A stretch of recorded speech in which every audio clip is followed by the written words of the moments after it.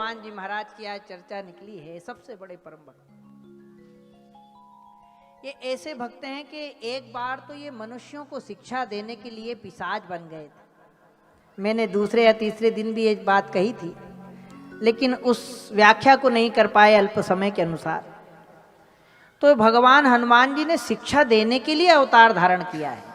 ये वास्तव में आपको पता है हनुमान जी कौन है? शंकर सुमन,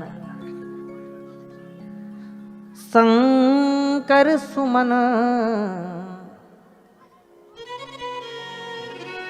केसरी नंदन तेज प्रताप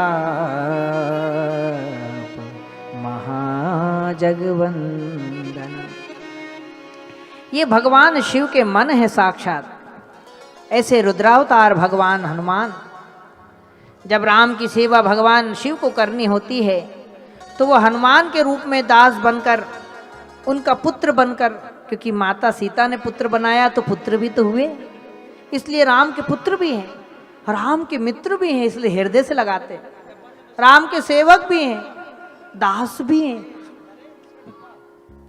इसलिए 9 भक्तियां ऐसी, श्रवणम कीर्तनम स्मरणम पाद सेवनम अर्चनम वंदनम दास्यम सख्य आत्मनिवेदनम, ये 9 ही भक्तियां हनुमान जी के पास है। बोलिए हनुमान जी महाराज की जय हो।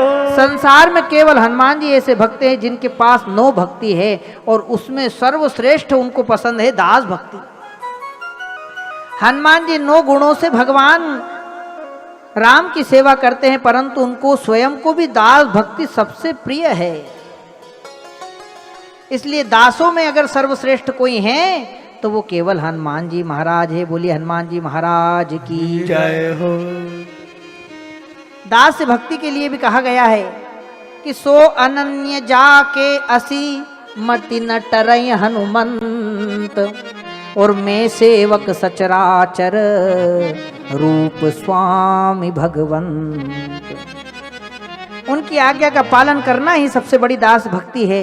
इसलिए राम की भक्ति में हनुमान जी सबसे आगे हैं। गोस्वामी तुलसीदास जी एक बार और दास भाव को व्यक्त करते हुए कहते हैं कि सेवक सेव्य भाव बिनु भवन तरिये उर्गारी, भजऊं राम पद पंकज अस सिद्धांत विचार। इसलिए वो केवल भगवान राम की सेवा में तत्पर रहते हैं, मनुष्यों को शिक्षा देने के लिए कि भगवान की भक्ति किस प्रकार से करनी चाहिए। एक बार तो शिक्षा देने के लिए पिशाच हो गए थे हनुमान जी। बोली पवनसुत हनुमान जी महाराज की जय हो। आपने कथा सुनी है, हनुमान जी पिशाच हो गए थे। हनुमान जी पिशाच बन गए, वानर योनि से पिशाच योनि में चले गए। जब महाभारत का युद्ध हुआ तो हनुमान जी महाराज भी उस युद्ध में गए थे, क्योंकि अर्जुन से भगवान कृष्ण ने कहा कि हे अर्जुन, तुम्हारे सामने जितने भी धनुर्धर हैं तुम्हारा परिवार में, इन धनुर्धरों से तुम जीत नहीं सकते। अरे पूरी सेना की बात तो छोड़ो, सेनापतियों की बात तो छोड़ो, सामने जितने युद्ध करने धनुर्धारी आए उनमें से एक धनुर्धारी से भी तुम्हारी विजय नहीं प्राप्त हो सकती। अगर तुमको विजय प्राप्त करना है तो तुम जो राम के युद्ध में भी लड़े उन हनुमान जी को ले आओ। इसलिए और हनुमान जी आज भी पर्वतों पर रहकर राम के गुणगान करते हैं। देवी कथा में हनुमान जी अवश्य पहुंचते हैं, राम कथा में हनुमान जी अवश्य पहुंचते हैं। ये देवी के भी भक्त हैं, लांगूर हैं।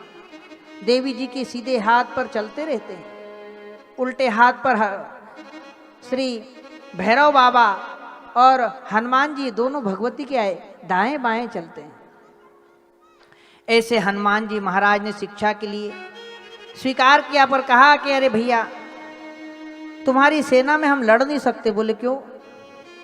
बोले हमारे सामने कोई ऐसा योद्धा भी तो होना चाहिए जिससे हम युद्ध कर सकें।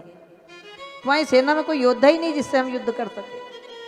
भगवान कृष्ण की आज्ञा से कहा, अर्जुन ने कहा कि आप बस उपस्थित रहना हमारे साथ। इसलिए हनुमान जी भी उस युद्ध में आए थे और अर्जुन की विनती के कारण हनुमान जी ने आकर भगवान कृष्ण से पूछा कि मेरा स्थान कहाँ होगा। तब हनुमान जी ने स्वयं ही कहा कि अर्जुन, जब मैं युद्ध में आऊंगा तो मैं तुम्हारी ध्वजा में वास करूंगा। बोलो कपिध्वज भगवान की जय हो। इसलिए भगवान कृष्ण जिस रथ को चला रहे थे, अर्जुन जिस रथ में चढ़कर लड़ रहे थे, उसकी ध्वजा में हनुमान जी का वास है। इसलिए गीता जी में एक नाम आया है अर्जुन का, कपिध्वज। कपि मतलब हनुमान जी का नाम कपीश है। जय हनुमान ज्ञान गुण सागर, जय कपीस तीहूं लोक उजागर। इसलिए कपियों में ईश, वानरों के जो राजा, वानरों के जो ईश हैं, वो हनुमान जी महाराज हैं। इसलिए हनुमान जी महाराज के नाम से अर्जुन का नाम है कपिध्वज, जिसके ध्वज में आकर कपि बैठ जाए। इसलिए अगर जिस ध्वज पर हनुमान जी बने हों, ऐसा झंडा हनुमान जी को नहीं लगाना चाहिए। आजकल लोग ध्वज आदि लगाते हैं मंदिरों में, लेकिन ये ध्यान नहीं रखते कि कौन से देवता के ध्वज में किस देवता का वास है। इसलिए मंदिरों में झंडे लगाने जाते हैं तो दुर्गा जी के मंदिर में दुर्गा जी का ही झंडा लगा देते हैं। उसमें दुर्गा जी मंडी रहती है, अष्टभुजा शेर पे सवार। हनुमान जी के मंदिर में जाते हैं तो हनुमान जी का छपा हुआ झंडा लेके आते हैं। भैया हनुमान जी का लगाना, अच्छा उड़ते हुए हनुमान जी दो।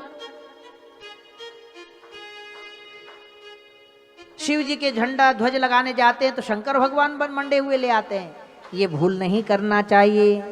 बोली जगदम्ब मात की जय हो। देवी भागवत कहती, कभी भी आप अगर झंडा लगवाएं तो आपको ये पता ही नहीं है कि किसके झंडे में कौन बैठता है। जिस देवता का झंडा होता, कभी भी वो झंडे में आके नहीं बैठते। वो झंडे में बैठेंगे कि मंदिर में बैठेंगे, बताइए। आप झंडा लगा रहे हैं तो जिस देवता के मंदिर में लगा रहे हैं, वो देवता बेचारा झंडे में चढ़ के बैठने जाएगा कि जब मंदिर में आपने नीचे बिठाया वहां बैठ? कहाँ रहे बेचारे। इसलिए आप लोग झंडों में उसी देवता का फोटो ना लाएं, क्योंकि ध्वज में हमेशा जो स्वामी होते हैं उनके सेवक ध्वज में बैठते हैं। बोली जगदम्ब मात की जय हो। देवी भागवत स्पष्ट करता है कि आप जब भी ध्वज लगाएं तो उस ध्वज में या तो कोई चिन्ह ही ना रहे, बिना चिन्ह का, या केवल मात्र रंग ही काफी है ध्वज के लिए। किसके लिए कौन से रंग का ध्वज होना चाहिए, बस उस रंग का ध्वज लगाने से ही आपको ध्वज लगाने का पुण्य फल प्राप्त हो जाएगा। बोलो शंकर भगवान की जय हो। पवन सुत हनुमान जी महाराज की जय हो। इसलिए माता जी के झंडे में माता जी मत लगाओ, हनुमान जी के झंडे में आपको पता नहीं। देवी भागवत कहता है कि भगवती दुर्गा जी के झंडे में उनके सिंह का वास है। किनका वास है? सिंह। क्योंकि जो ऊपर से नियंता शिखर क्यों बनाए जाते हैं, जिस प्रकार आपने कभी जहाज देखा हो पानी वाला, तो उसमें जहाज में एक ऐसा टावर बनाया जाता है ऊंचा, और उस टावर पे एक आदमी को बिठाया जाता है, और वो आदमी वहाँ बैठा बैठा कहता है कि भैया जहाज सही चल रहा है कि नहीं चल रहा है, या कोई दूसरा तो नहीं आ रहा है, कोई आक्रमण तो नहीं हो रहा है, हवा किधर की चल रही है। ये सब कौन बताता है? जो उस टावर पे बैठा रहता है। लेकिन जहाज चलाने वाला क्या वो रहता है? जहाज चलाने वाला तो नीचे चला रहा है, पहिया घुमाने वाला तो कमरों के अंदर बैठा पहिया घुमा रहा है, लेकिन सूचना कौन दे रहा है? जो ऊपर। तो ऐसे दास के आज्ञा से वो मंदिर की इष्टता की सिद्ध होती है। इसलिए जो सेवक होते हैं वो सब जाकर ध्वज में बैठकर और भगवान की रक्षा करते हैं। बोलो शंकर भगवान की जय हो। तो हनुमान जी महाराज अपने झंडे में स्वयं जाकर नहीं बैठते। ध्वज में आपको पता है किसका वास होता है? पता है किसी को हनुमान जी के झंडे में किसका वास होता है? श्रवण करो, यही देवी भागवत की महिमा है कि यहाँ वो मिलेगा जो आपको कहीं नहीं मिला होगा। बोलो देवी भागवत महापुराण की जय हो। हनुमान जी के झंडे में, ध्वज में उनकी गदा का वास रहता है, वो गदा ही उनका वाहन है। बोलो पवन सुत हनुमान जी महाराज की जय हो। इसलिए अपनी गदा पर जब पांव टूट गया तो कहा मैं गदा के ऊपर बैठ जाता हूँ, आप ऐसा बाण चला दो भरत महाराज कि वो बाण मुझे धक्का दे। हनुमान जी अपने गदा के ऊपर बैठ कर आ गए थे। ये गदा ही उनकी सेवक, कहीं भी जाएं गदा साथ रहेगी। ये गदा ही उनकी, सबसे पहले अगर हनुमान जी पे कोई आक्रमण करता है तो कौन आगे आती है? गदा। सेवक कहता है भैया हमारे स्वामी को छोड़ तो बताओ। अरे साधारण मनुष्य हमारे मोदी जी आदि आप देखते होंगे, उनके आगे कितने लोग चलते हैं, अगर कुछ भी होगा तो पहले कौन आगे आता है? ऐसे ही सेवक स्वामी की रक्षा करते हैं, ना कि स्वामी सेवक की उल्टे। इसीलिए हनुमान जी के ध्वज में गदा का चिन्ह हो तो ठीक है, और नहीं भी हो तो बिना चिन्ह के लगा के गदा का ध्यान करके और उस झंडे को लगाना चाहिए।